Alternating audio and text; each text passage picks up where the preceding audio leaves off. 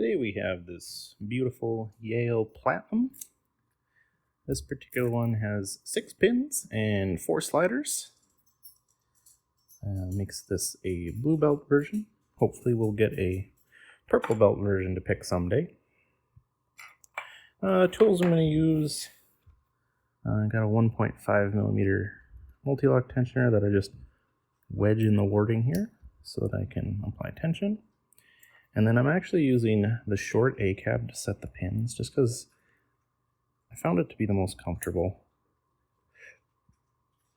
Using it like a flag. Very light tension to set the pins. Just kind of going through. The pins are kind of arranged in a opposing fashion where you got some coming in right and left like that.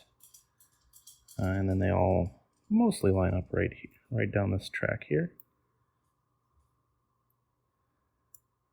Just going through using heavier tension to find a binder and lightening up and applying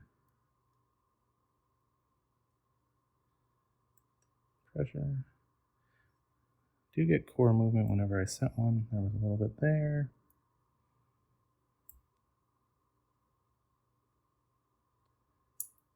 A little bit there. I think we got most of them set now. Except for pin 1, counter rotation, and a nice deep set. I think that means we only have the sliders left. For the sliders, I crank up the tension, and I'm using a multi-pick number 10 flag. Come in here, find them. They are sprung sliders, so if they apply any resistance, I give them a stab. And if they give me no resistance, I just move on to the next one.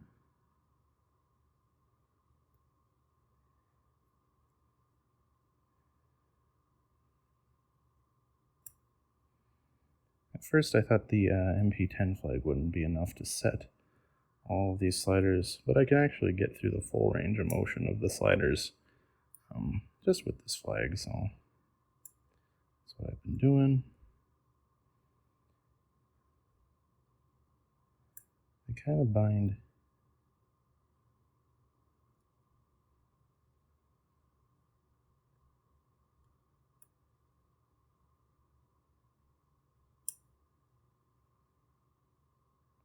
and then let me push them for a little bit, and then the next one binds. So I'm just kind of going through and poking each one of them whenever they're binding until we're open, just like that.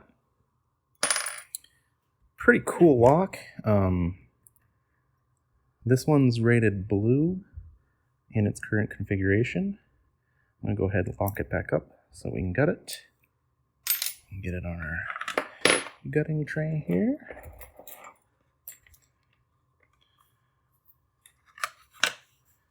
And we'll get the camera adjusted down.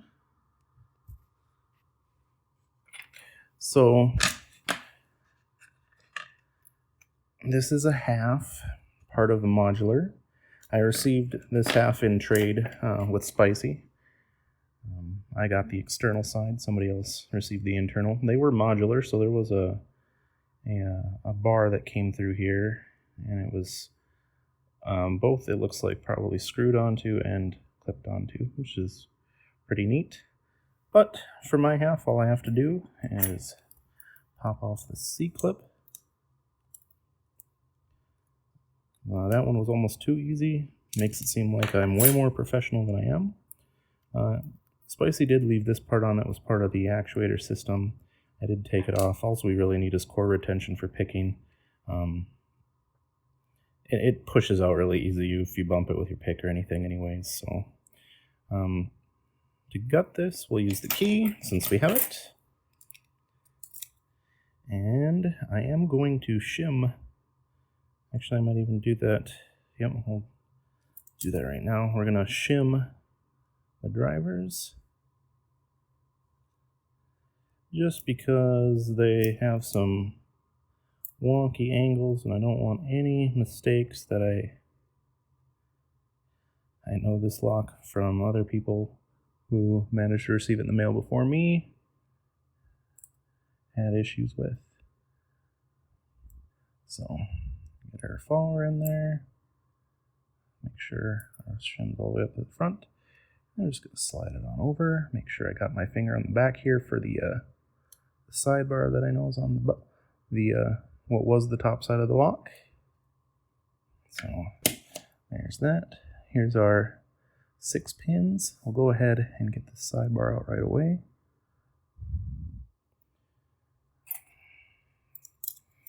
So the sliders, you can see there's 4 of them right there. They controlled when they're lined up, that sidebar depresses.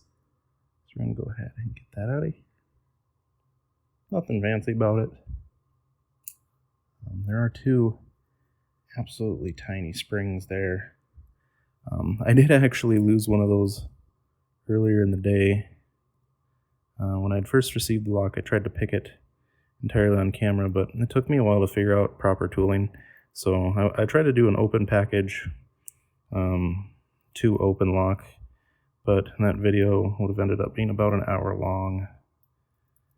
I don't know if anybody'd really be interested in watching that so much, but I do have another open package to open lock. I dropped a key pin there.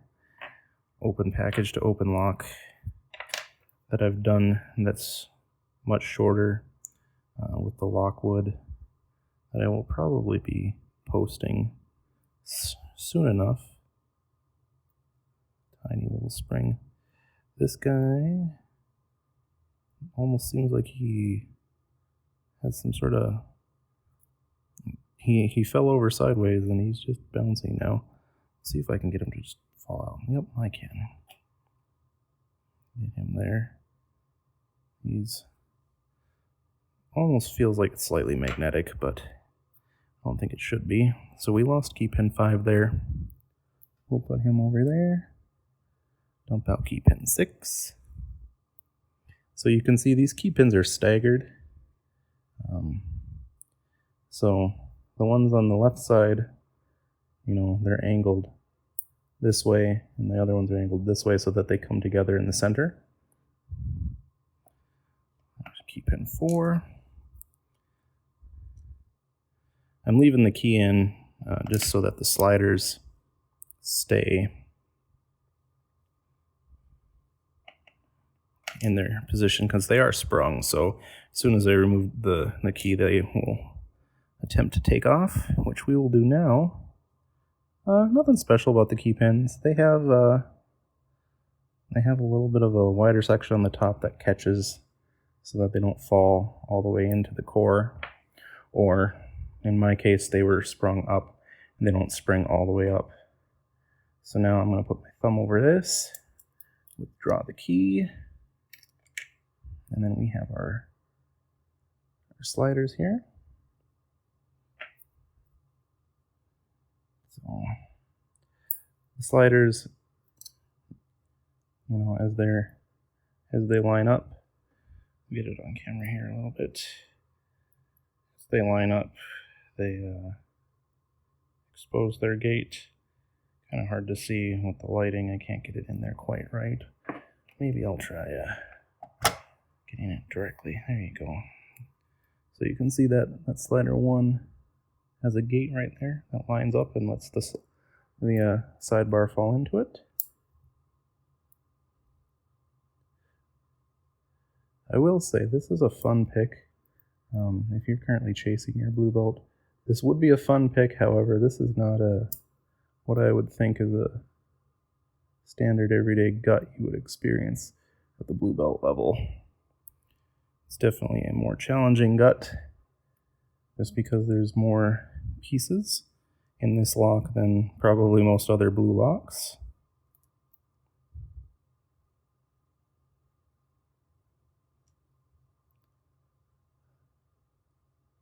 So there's our 4 sliders. And you can see the springs are in there. We'll just dump them out. Should be 4. Where's our last one? There it is.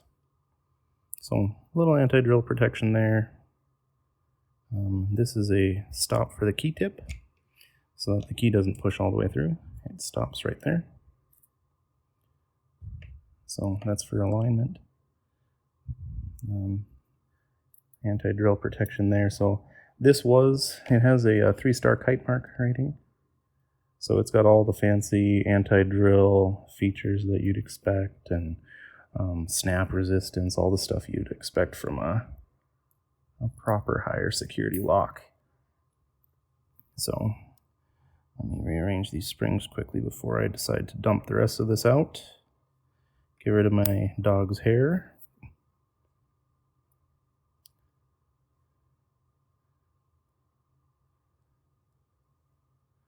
As you can see, springs spring.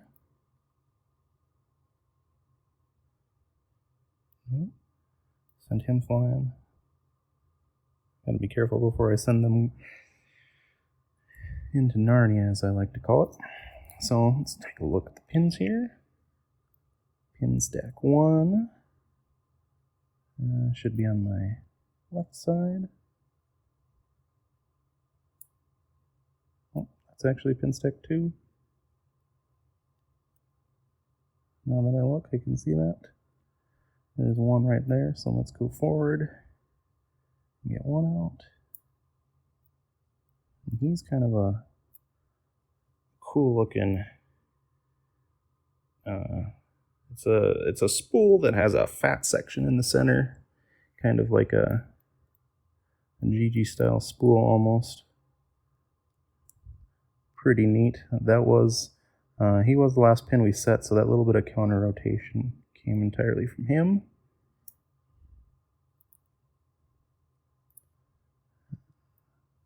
Three was just standard. 4 is just standard.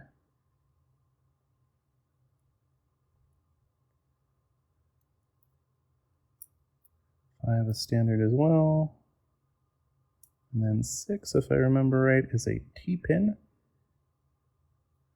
So we'll see if we can show his orientation really well as he comes out. You can see he's got a little bit of a narrower section there at the very tip. And the other side of it kind of is really tapered. I'm not really sure why they do that. But I took a look at pictures that I've seen other people post with this lock, and it seems to be a fairly common setup that they have these T-pins that are tapered on the back, which doesn't do anything for picking, but it might be that they were reusing some other pins when they constructed them. We'll dump the springs out. They're kind of interesting springs. They're not really a normal spring. It looks like I got one that's a little bit mangled there. I'll try to straighten him back out. Not really sure what I did to mangle him, but they got, short little springs that have like a central winding and then the 2 outer windings. Much shorter spring than I would expect, but it does make sense that they had to use a shorter spring, and they used more windings to achieve the spring rate that they wanted. Reason for that is just, if you look at this core, the amount of space. Normally you'd have this whole top section for springs and driver pins, but because of the modular design, they have probably half the space they normally do, so their springs are half-sized. Nothing else remarkable about the core, except you can tell, like during construction, they drilled the holes down from probably the other side. These don't actually line up, so it's interesting to note that this would be like your pinning window. So as you rotated the core around, you'd be able to pin the lock up and change the pinning. However, it's been blocked off with little like brass wafers that have been that were pushed in and then filed down, and even a sidebar groove cut out of them, which is pretty interesting. I don't know if I have another lock that has that, but that is the Yale Platinum. We'll see if we get a little bit better. I'll center it up here, give you guys a better view of the pins.